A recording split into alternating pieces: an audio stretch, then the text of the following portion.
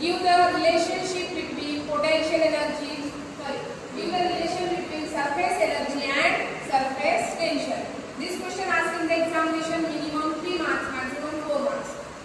तो आपको यहाँ पे क्या निकालना है? रिलेशन निकालना है. इसके बीच में क्या?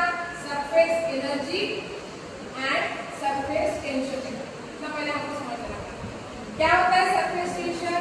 Simple definition of surface tension is equal to force per unit length. सबको पता है. Tangential force per unit length is nothing but the surface tension.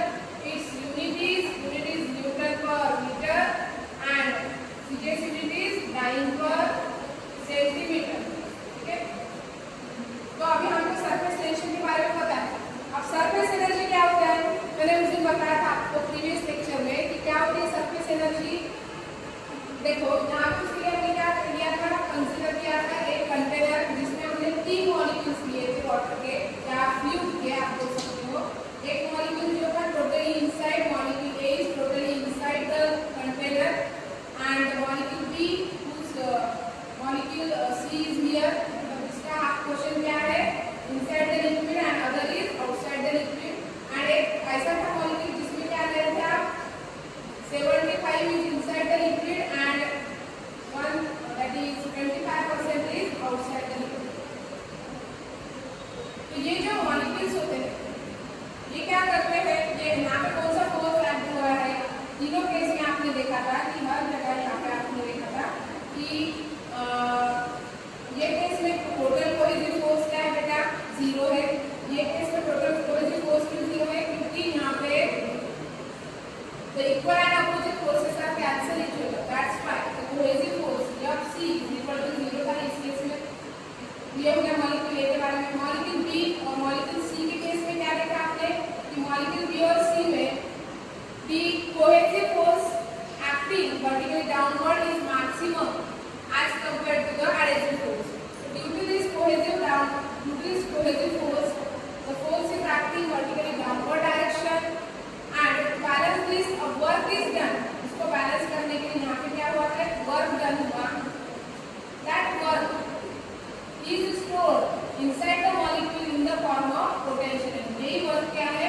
एक पोटेंशियल एनर्जी की तरह काम करता है inside the molecule and this potential energy is maximum. कहाँ पे maximum बेटा?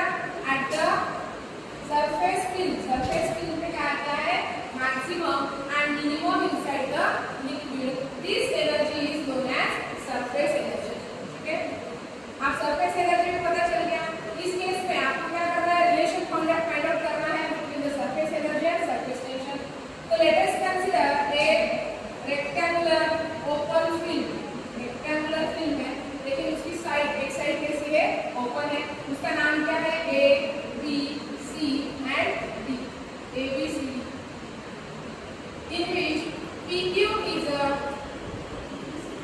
the slide which is sliding without the friction. मतलब एक ऐसी स्लाइड है जो क्या करती है?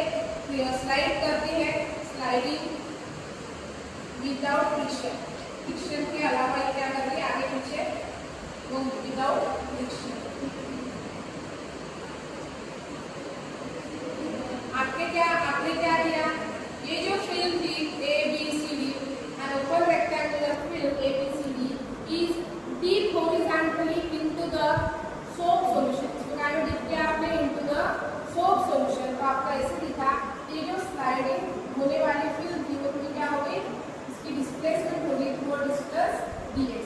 Due to this a work is done. ये जो डिस्प्लेसमेंट है इसकी वजह से यहाँ पे क्या हो गया? Work is done. लेकिन यहाँ पे पहले आपको पता है कि ड्यू किस वजह से हो रहा है? Due to the surface tension. So write down the formula of surface tension that is capital T is equal to force per unit length. अब ये जो फिल्म है इसकी हर एक साइड कितनी है? This is the length here of this film and as it is a rectangular film it has a 2 surfaces. That's why I have write 2 here. Therefore from this equation 1 we have to calculate force. Force is equal to 2 into here into equation number 2.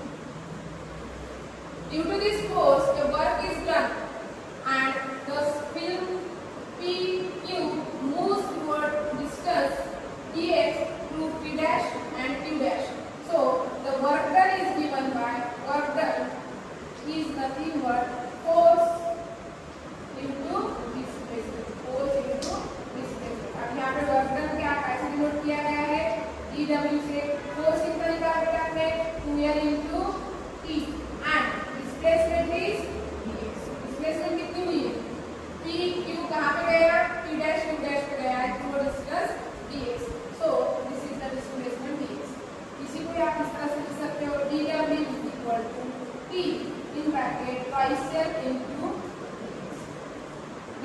YZ into dx is nothing but a dA, that is the surface area.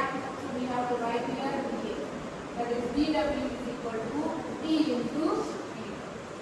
अब इसको आप लिखते हो कैसे लिख सकते हो, that is dW is equal to dA is equal to T.